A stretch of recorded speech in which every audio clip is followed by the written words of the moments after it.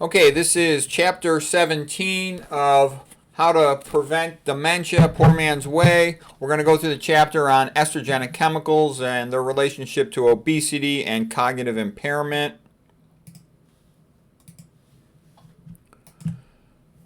Okay, so first of all, increased estrogenic chemicals cause a lot of problems for women.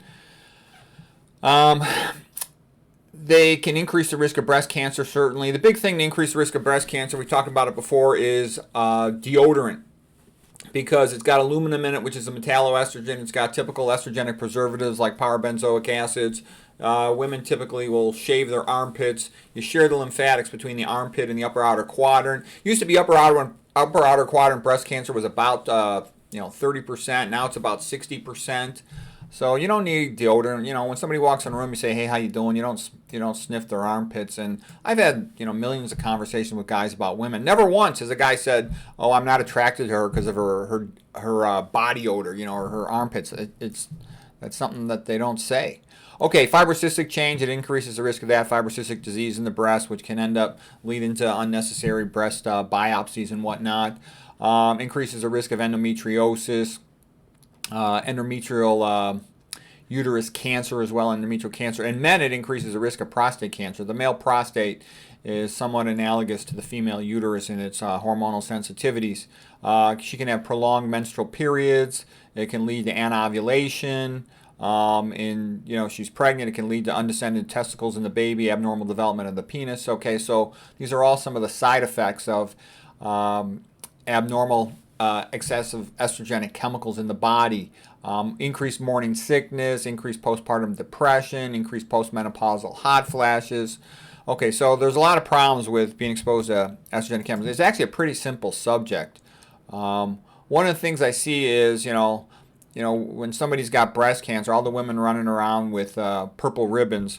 They mean well, but it's actually in many ways kind of stupid. None of them ever learns about estrogenic chemistry. No one ever empowers them by teaching them about estrogenic chemistry, and it's a real simple subject. Okay, that's what'll decrease their risk of further breast cancer, not just giving money to some chemotherapy company. The chemotherapy company is just laughing. Okay, endocrine disruptors, very often. This guy did a lot of big-time research on estrogenic chemicals. Gilles Eric Seralini. A lot, I think, also on glyphosate. And anyways, when he studied a whole bunch of estrogenic chemicals, what he found was almost all of them were toxic to the brain as well, about 80% of them. And so he recommends, instead of typically calling them EDCs, endocrine disrupting chemicals, he said they should be called ENDs, endocrine and neuron function disruptors, So ED, NDs, okay. So the bottom line is they're bad. They're much worse than people think.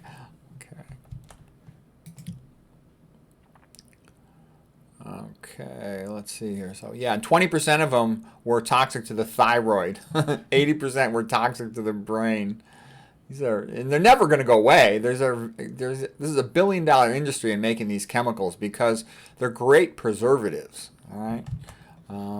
I'll show you the chemical structure in just a moment. Another common thing is a lot of men with a big belly, and they'll often call it a beer belly. And they'll call the man boobs, they'll call them moobs. But the reality is they're becoming feminized, okay? They got gynecomastia, meaning they have female breast tissue. It's not just fat. They got female breast tissue quite often in those breasts. And their big belly, you call it a beer belly, it looks like a pregnant belly of a female. Sometimes this is called the apple shape in a man. Beer will often have estrogenic chemicals in it. Okay, here's a little bit about the chemical structure of estrogen. This is something you definitely want to know. So it's based on the cholesterol backbone. So there's 4 cyclic rings, A, B, C, and D. What's unique about the estrogen chemicals is that there are 3 double bonds in this 6-carbon ring. And this is called an aromatic ring or a benzene ring. These 3 double bonds can move around, and that's called to resonate or to conjugate. And there's something called a pi orbital, whereby the electrons can run around between the 6 carbons such that they've got great stability. You can leave this on the shelf for years, and it won't destabilize. So companies love that. I mean, the goal of a company is to get their product, put it on a shelf, and keep it there in good form until people buy it. So they want the longest possible shelf life. They also don't want mold to grow in their product. So you put a hydroxyl group on there, it comes off the aromatic ring, and that has antimicrobial properties that will prevent mold growing in the product. And so, I mean, this is like the perfect thing for companies. They get good shelf life stability and they get antimicrobial effects. So that's why these things will always be in foods. And no matter how many people complain about it or want to change or try to get a chemical ban, the company will just make a minor substitution on it and it'll still be in the food. So you just got to learn to avoid them. And the best way to avoid stuff is to be a minimalist. Okay, so these are called the steroid hormones when they have a cholesterol backbone. So you see chole means like it's typically thought of as being related to the biliary system and the bile. And it's a steroid hormone and it ends in an alcohol group on it. Hydroxyl group is also called an alcohol group, OH, sterol. Okay, estradiol, 2 alcohols, 1, 2. So that's a diol, 2 alcohols.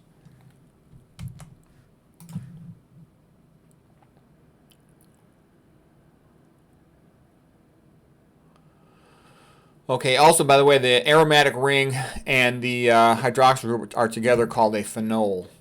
Okay, so let me just get this one set in place here, and this is going to be a good one for you to see as well.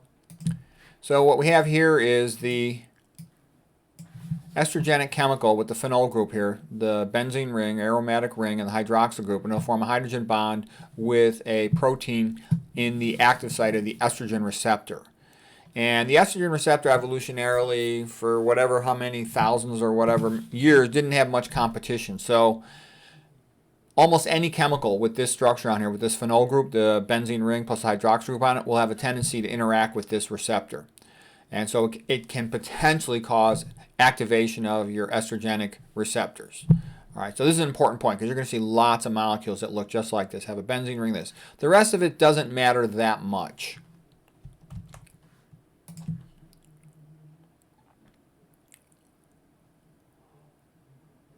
You could, in a sense, say the estrogenic receptor is promiscuous, will bind with a lot of things. Now, here's a typical scenario. You've heard of bisphenol A. That's what you use to make hard plastics, used for all kinds of hard plastic, for making medical stuff like syringes and stuff, for medical stuff like IV tubing. It's also used to make hard plastic baby bottles. They use BPA inner lining in soda pop and beer, anything in aluminum can. And so here's why it's active, of course. It's called, bis means two things in a chemical that are a molecule that are not next to each other. So bis means two, and then here's the phenol group, the benzene ring with the hydroxyl group. So there's 2 of them on there, and it's called A, just type A. All right, and then so here's the intermediate part connecting the 2 phenols. People made a big fuss about this because it's very toxic to human health, so they got BPA banned, and you'll see all kinds of things like BPA-free plastic. But it's really a joke because all they have to do is change the middle group on here and put like a sulfate in there, and now you got BPS, bisphenol sulfate. And you know what? It's going to activate the estrogen receptor cell, and they can put lots of different things in here. So no matter what, no matter how much people protest, they'll never get rid of these chemicals. They're worth billions of dollars. The companies are always going to use some variation of them, and it's going to affect the estrogen receptor. Again, that's why you want to avoid things and be a minimalist. Okay, and then here's just some more examples of how ubiquitous all this stuff is. So here's something called nonylphenol. Okay, so non means 9 carbons on this alkyl side chain group. Phenol, here's the phenol group. And this is a common thing for dishwasher and laundry detergents. So this is what I mean. It's useful in a lot of things. So you have a polar component with the hydroxyl group that can be in aqueous solution, and then you have a nonpolar component with all these carbons and hydrogens that can help pull an oily thing out and bring it into aqueous solution. These are amphipathic, meaning that they're like an amphibian, can live on land and water, and so they can pull something out of, like, grease and oil on your food, on your plate, for dishwasher detergent, on your clothes, for laundry detergent. And so again, this is a very useful thing chemically, and it's ubiquitous. And this is also why when I do my laundry, I don't use any detergent. You don't need it. You don't need those softeners. Okay, yeah, I'm not that fussy about my clothes, but this is the reason why. For dishwasher, if you don't cook with oil, you don't need dishwasher detergent. You just rinse the thing off in the sink. Estrogenic chemicals are obesogenic. They're obesogenic because they're like fat storage hormones. You know, when a woman is pregnant, her estrogen levels go way up. They tell her to gain weight so that she can, you know, have that weight available. The baby might need that for energy. And, you know, I try to be as much of a minimalist as possible. I don't use shampoo. I mean, obviously I don't have much hair, but I don't use shampoo. And I only use the lowest amount of soaps and stuff that I would have to use. I try to avoid all these chemicals. There's nothing in my bathroom except a bar of soap. In my wife's bathroom, she's got over 55 personal care products.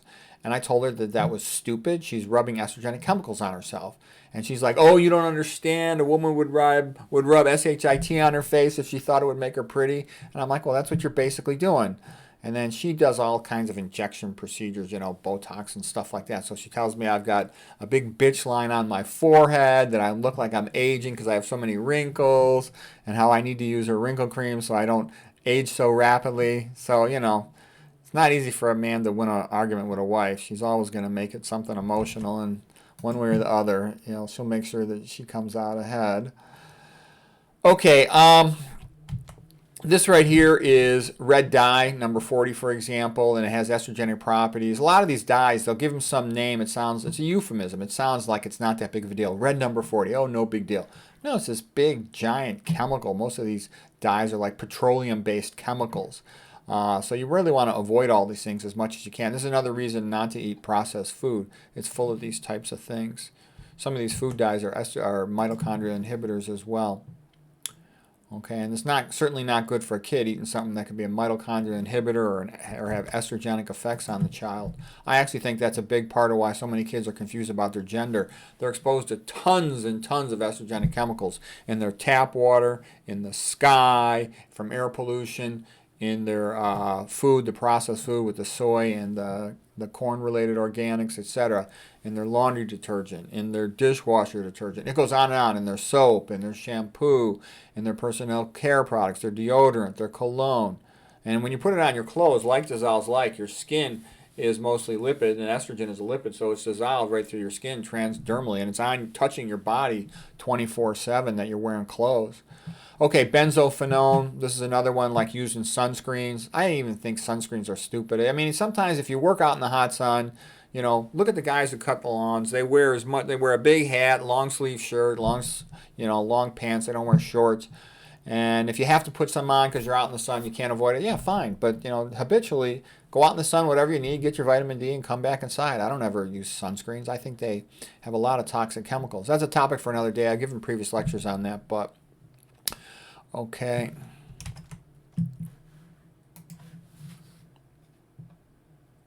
Kind of the point I'm making is showing they're in most personal care products, these estrogenic chemicals. The other thing is, if a person's eating a lot of meat, oils, processed foods, that means these are all low in fiber. There's no fiber in meat, and fiber is very low in processed food. Where you get fiber from is plants. Plants have lots of processed food, but you know, typical Americans only eating about 12 grams a day of fiber, so they don't get enough fiber. And what that means is you change your gut flora. There's really only two relevant types of gut flora. You have the good gut flora that come from eating fiber. You have the bad gut flora coming from a lack of dietary fiber. So in the bad gut flora, one of their characteristics is they have more of this enzyme called glucuronidase. And the glucuronidase will do what is called deconjugate estrogen. So when we have high estrogens in our body, we excrete them through the liver. And the liver puts them through, you know, it's called phase 1 and phase 2 detoxification. It hydroxylates it, then it puts a glucuronic acid on there. For our purposes, just think of it as being like a carboxylic acid on a glucose. The bottom line is like a way to say this estrogen is sort of stamped, you know, like a post office sending a package to defecation. So the conjugation is for signaling that this estrogenic molecule is meant to be defecated. Okay, and that's how our body lowers estrogen levels. However, when a person has bad gut bacteria, they get more of this enzyme, glucuronidase. So it cuts off the glucuronic acid, separates. So here it is excreted into the bile. E for estrogen, there's the glucuronic acid, goes into the bile, goes into our intestinal tract, and then we would normally defecate it out of our body to lower our estrogen levels. Okay, but when the bad bacteria with their glucuronidase enzymes cleave off this glucuronic acid, now it gets reabsorbed into our blood and bodily estrogen levels go up. So meat and processed food eaters have higher estrogen levels, and this increases the risk of breast cancer. It increases the risk of fibroid tumors of the uterus. It's a benign tumor, but it can cause a lot of symptoms. I've known women who've told me that every single woman in their family had to get a hysterectomy before the age of 35 because of fibroid tumors. Okay, and I said to myself, I'll tell you what I think's going on. You're all drinking tap water. Tap water is full of estrogenic chemicals, not just the aluminum. And then you're all eating meat. And meat, they often give meat because it makes the animal get fatter faster so they can sell it to market faster. So that's increasing your estrogen levels, not to mention all your processed foods, this reason right here too. It's not good to have a hysterectomy at a young age. Women who have a hysterectomy before the age of 35, they stop menstruating every month. They lose that benefit of that therapeutic phlebotomy each month. So their hematocrits go up, their red blood cells, they last longer. They have a longer life, if you will, compared to the woman who menstruates. So what that means is when red blood cells first come out of the bone marrow, they're more flexible, more deformable. The older they get more glycated and stiff. Typically, they die at the end of about 3 months. That's why hemoglobin A1C measures the blood glucose level over the course of 3 months. But the point I'm making is that they have a higher hematocrit, meaning more red blood cells in the blood, and they're older and stiffer, less able to pass through a capillary. The woman's blood pressure goes up. And a lot of these young women who've had hysterectomies, they're quite hypertensive, and they don't even know it. Because most women are kind of oblivious to the risks of atherosclerosis. Because a woman's not worried to become impotent. The other women that are premenopausal, most of them don't have any problems with their blood pressure or atherosclerosis. And again, they don't care about being impotent. So most of them aren't aware of it. Like a guy who's an intelligent guy hears about friends, some of his friends going on Viagra in their 30s, more and more of them going on Viagra in their 40s, more and more in their 50s. So guys are, intelligent men are pretty aware that atherosclerosis is out there and can cause them a lot of health problems. So they start trying to get their act together at a younger age, whereas the women are kind of oblivious. So where this all comes down to is, I look at tons of brains for dementia. Whenever I see a demented female at a young age, let's say a demented female between the ages of 50 and 65, I look for the usual suspects first. Is she an alcoholic? Is she a drug addict? Did she have, motor vehicle crash, head trauma or something? Is she a big smoker? And if I've excluded all those things, then by far the most common thing I see is she had a hysterectomy at a young age. Okay, there's a big paper came out of the Mayo Clinic about 2,000 women who had hysterectomies before the age of 35, markedly increased incidence of congestive heart failure, more hypertension, cardiovascular events, and there's other papers, talking about the increased incidence of cognitive impairment. And so I used to collect cases, but I kind of stopped collecting. I got plenty of them now for teaching. Let's see what else. So that's good to know. And also for men, same thing's happening to the man. He just gets increased risk of prostate cancer and earlier age onset with his hypertension and whatnot.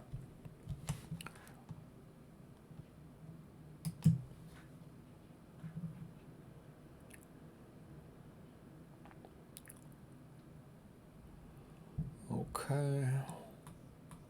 All right, here I want to talk a little bit about soy.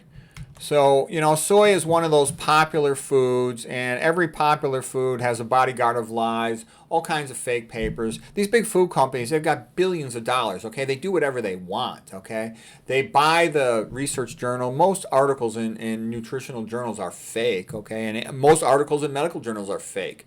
It's probably in the ballpark, I'd say, 70 to 80% of them are fake. That's why you have to be smart, I think, to be able to make sense of stuff. And the fastest way usually to get good information is to look at the old papers. Before about 1980, 1985, they stopped giving so much money to scientists to do research. The company got on medical research, nutrition research got on a tighter budget, so now the food companies can have more influence. Basically, scientists are poor, okay, and they want to do some research in their field, and they basically are told by the food companies, the drug companies, look, you play ball with us, you make our products look good, we'll give you money, and if you don't, then we won't give you any money, or we'll even get you fired from your job. If a researcher publishes something that pisses off big food or big pharma, they can get that guy fired, and it's easy for them to do it, because what they do is, let's say they donate $1 million to that medical school or that research center, and then they tell them, look, your guy just made our product look bad, you should fire him, and if you don't fire him, we're going to take all our funding away from you. So, this little scientist making, $90,000 a year, they tell him, okay, see you, buddy. And he's like, well, I just wrote a good paper. They go, well, sorry, we, for whatever the reason, they'll say, you farted in front of your boss and you're fired, okay? And there's nothing the person could do. So that's how it typically goes. So that's why I always laugh when somebody tells me, oh, religion is dogmatic. Oh, yeah, right.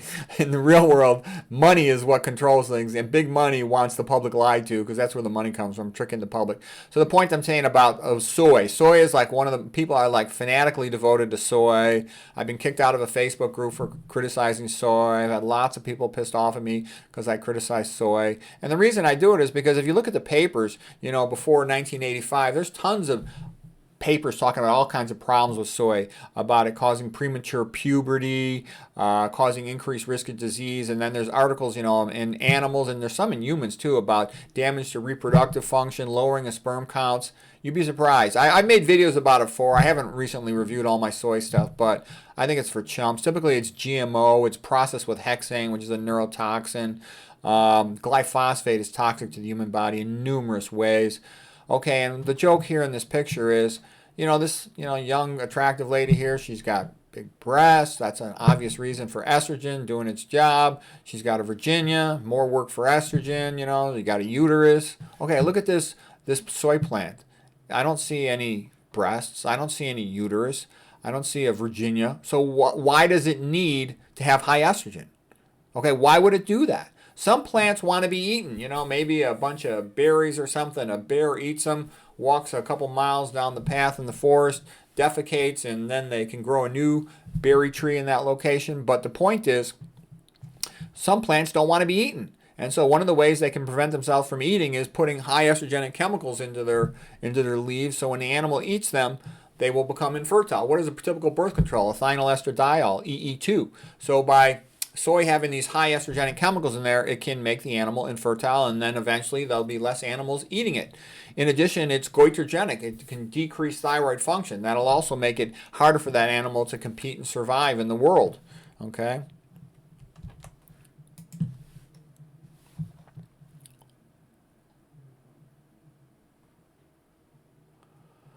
Oh, one common thing people say, oh, well, soy only activates the good receptors and not the bad receptors, okay? And I've gone into it in more detail in my other lectures on soy, and I think in some of my other books.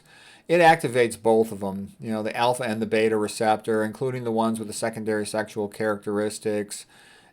It's one of the most over-promoted, exaggerated foods. And why do you think it gets subsidized? The stuff that gets subsidized is something typically that hurts the proles, okay? What else is subsidized? F- in the water to make the proles docile and stupid, okay? To lower their cognitive function. What else is subsidized? Atrazine being sprayed on GMO corn to feminize people, to feminize the men of the country, okay?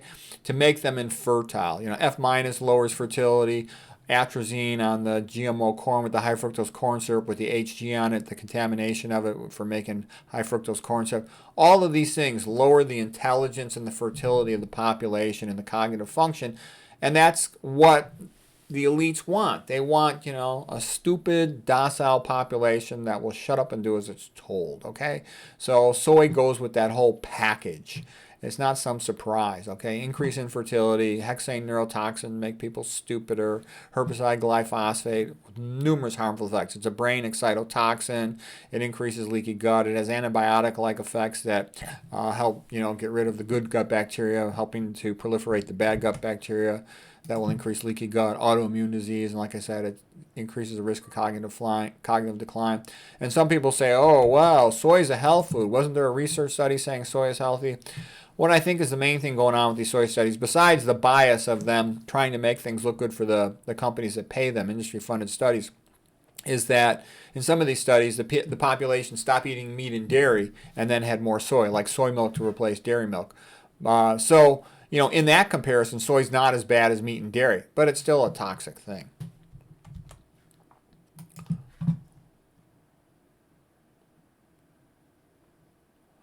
Okay, here's the best book ever written on estrogenic chemicals. If you want to read more on your own, you don't have to read his book. You can just go to his YouTube channel, Anthony J. It might be called Dr. Anthony J. And here's the name of the book, Estrogeneration, for estrogen generation. It's a fantastic book. And his main concern about estrogen is he thinks they're causing massive infertility. And isn't that pretty obvious? I mean, to me it seems pretty obvious The elites want to decrease the size of the American population. The people in America are a little bit too fussy. They want freedom too much, especially those pesky Christians. So why not make them all infertile as much as possible and replace them with some immigrants who will be easier to control, less skilled in the use of the English language, and it'll be easier to force them into obedience and the modern version of slavery. Okay, so anyways, besides that, estrogens are fat storage chemicals, so they make people obese. People who are fat have more hypertension, have more diabetes, have more breast cancer, have more atherosclerosis, more coronary artery disease. The men have also more impotence. Okay, and like I said, this book is very clever, funny, and entertaining. One of my top 40 all-time health books. It's a brilliant book, and you can read it really fast because it's so much fun. It's full of jokes and stuff. There's other good estrogen chemistry books. I've read a bunch of them. This one, I like it because this lady did lots of research. Philippa Darbrah. She's from England. The other guy is from the United States. So this book, though, it kind of reads like what it is. It's a textbook of estrogen, endocrine disrupting chemicals. But it's got more illustrations. I'll show you more of the chemical structures. It goes into more detail on some topics. But you definitely want to read Anthony J's or watch his videos first because he gets right to the point, tells you what you need to know. He's writing it like for the intelligent layperson. Okay, this is more like a textbook for, let's say, graduate students learning about estrogenic chemistry. She did a lot of the research like along the lines of showing that estrogen and deodorants, estrogenic chemicals, the metalloestrogens from the aluminum and the preservatives increase the risk of breast cancer. The other thing too is looking at flax. Okay, everybody wants to eat flax now, and everybody also says soy is so great, and how about some chickpeas and all this stuff. And what I'm telling you is, in my experience of studying a lot of things about health, big money, the corporations, the elites, they all hate the proles. Okay. The proles, the average ignorant prole thinks that society is designed to help them and mankind. It's not. The big, powerful, rich people and corporations that run society, when you get them off the record and hear what they have to say, they basically think the world's overcrowded. There are too many proles. So if they can make all the proles infertile, wouldn't that be great? And then the world won't be so overcrowded. Okay, I'm sorry to tell you that, but it's true. And if you look, you'll see that I'm understating the reality of that statement.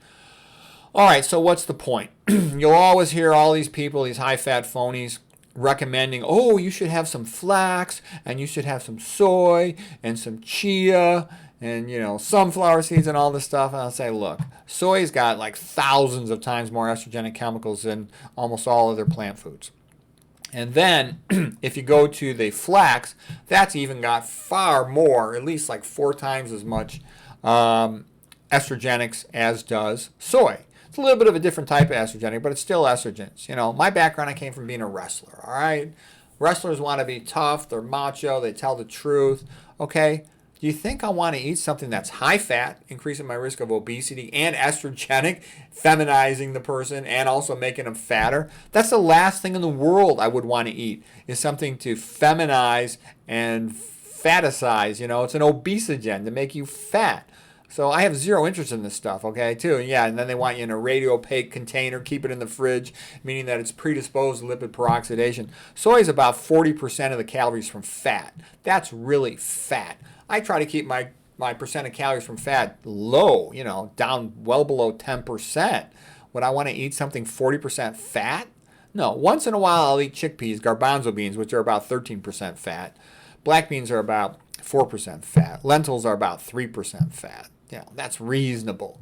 40% fat, that's for chumps. So again, I think soy is for chumps, a way to sterilize low IQ proles. I think these other estrogenic things are a bad idea.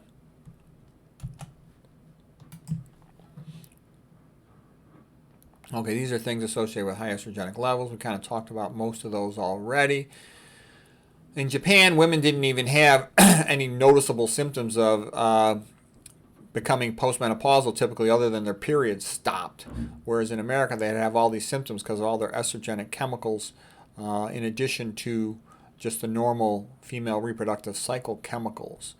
Okay, nowadays too with cows, they're engineered to be making milk while they're pregnant.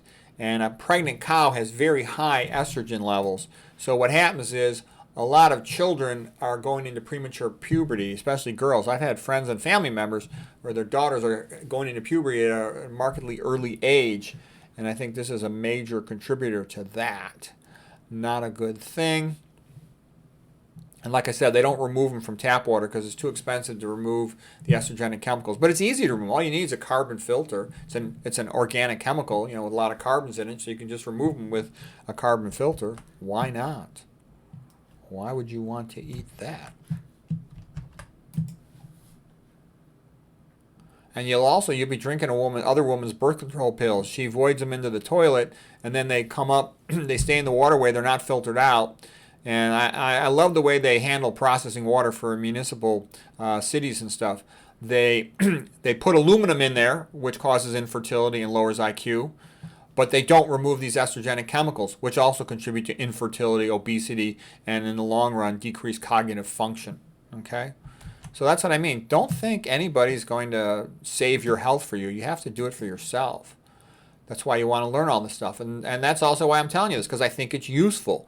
That's what I try to do. And I think that's, in my opinion, a good health lecture is when you get information you could use to help make yourself healthier rather than, silliness, arguing with no point or just making a big waving of hands but not telling a person what can I do to make things better.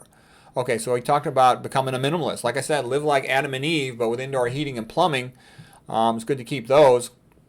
And that just means avoid all these personal care products as much as you can. All these hard chemicals. If you have to use some hard chemical, ventilate the area, okay? And this also gets into the woman's breast milk, It's not good for her baby. I think a woman should, when she's contemplating having a baby, she should really, ideally 6 months, if not at least 3 months, optimize her health to kind of get all these estrogen chemicals out of her blood as much as possible because they can have a negative effect on the baby's development. Okay, and I joked, Bonfire of the Vanities, Girolamo Savonarola in Renaissance Italy. I said, bonfire of cosmetic vanities. Get rid of most of this crap, these personal care products. You don't need perfumes and all this other stuff. It's a bunch of junk. Okay, let's see. Where can one learn more? Like I said, you go to Anthony J. You'll see a lot of videos about it. I made a whole bunch of videos about estrogenic chemicals as well. Everything on my site is for free, of course. What about polycystic ovary syndrome? So polycystic ovary is super common. I have associates who work in infertility business, and they say most of their patients have polycystic ovary. They're fat. They've got mixed phenotypic features in their appearance. They'll often have hair on their face. Kind of like high androgen, male testosterone-like chemicals, but then they also have high estrogenics. So they should eat a low-fat, low-sodium vegan diet, and they can do things to minimize these androgens and estrogens in their blood. Obesity and diabetes are associated with a decrease in steroid hormone binding globulin, and that also binds the androgens, male hormones, and estrogens, female hormones in the blood. When you lower that, then you get higher levels of those hormones in the blood. So that's another benefit. So if these PCOS patients, typically they're fat and they kind of got hair on their face, and it decreases their sexual appeal, their attractiveness. But by losing weight and avoiding diabetes, prediabetes, they will also help to make themselves more fertile. Because a lot of them, they've worked hard to get their career established, and now they want to have a child. Very common in female physicians. They work their butts off, and they delay, having children. Then they reach their 30s, and they're like, oh my gosh, I want to have a kid. I hope it's not too late. And they go to these infertility clinics. Okay, so one of the best things they could do is just optimize their body weight by going low-fat, low-sodium vegan and organic only, no oils, and then avoiding all these other estrogenic chemicals and products. Okay, so I made a little joke based on a song. That's just based on when I was a kid, they used to always jump rope and sing these songs. Ding dong, your mama don't know where now. You probably heard that song.